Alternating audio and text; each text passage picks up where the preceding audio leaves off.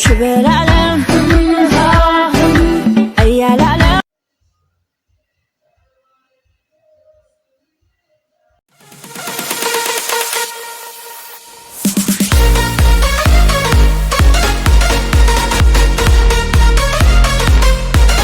Ashama akkam jirtu maatiiwwanii fi hordoftoonni chaanaalii Boonii Baabaa Arramuu viidiyoo kan biraadhaan isinii deebi'een jira. Viidiyoon keenyarraa TikTok irratti waliin react goonaa hamma xumura qophii kootiitti na wajjin tura. Chaanaalii keenyaaf yoo haaraa taate immoo Boonii Baabaan jedhama. Akkasuma subscribe gochuun maatii keenyatti dabalanii isin jedha.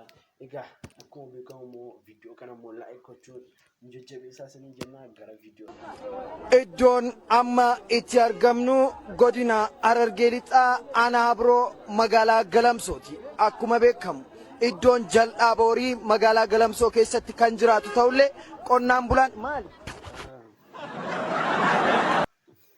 Garuu namtittiin gaazexeessaa OBN durii fakkaatti natti fakkaata. TV OBN kana taati. Caaltuu koo keenoo fajjeessa jireenyi na jibbisiiseera naan dhugaa. Akkasumas anis keenoo fajjeessa kaa? Gara laafettii koo tokkittii koo ija koo maaluma si godhu laata siin? Ati immoo maaf fajjeessa gaa? Ati duunaan liqin irra jiru yoo kaffalalee caalaa koo. Akkasii.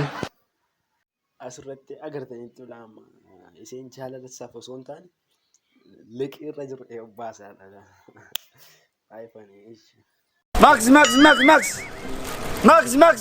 Balesario Max Bradua. Abuti Max man to ishte Max. Aho ho gaajaiba tila me Max ki dise dufaawar khafra me kasenu lalla ko. Abo smaf gari ba. Abo garan temi ni bikabro tin tema dem najala. Demi najala dem. Abo smaf gari. Demi najala. Abo bra me. Sagara se nu din te sede. Ha. Migration abar. Mag. De Max fodu. Maximale sunu to. Men wadi me dem Max ki foto. De fodu Max. Abo Max ho. Max beta. Kuma.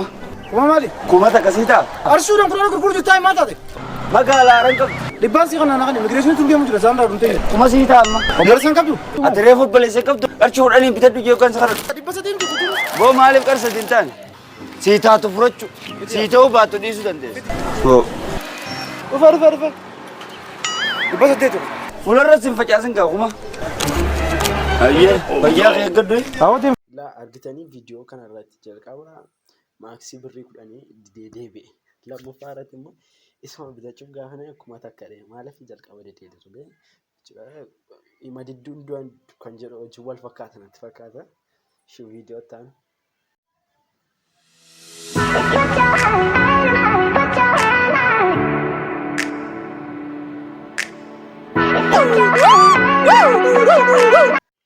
Beqa maajina kana irratti du'eera beqa du'eera maaliif dhalchuun danda'u beqa qaaqumsaa tokko cabeera maal godhu sichi du'eera kun. Egaa daawwattoota keenya TikTok react kan nu godhu asuma irratti goolama viidiyoo kan biraan amma isinii deebi'utti gama kiyyaan nagaatti akkuma like fi share gochuun nu jajjabeessaa jenna amma viidiyoo yeroo kan biraan wal arginutti gama kiyyaan nagaatti.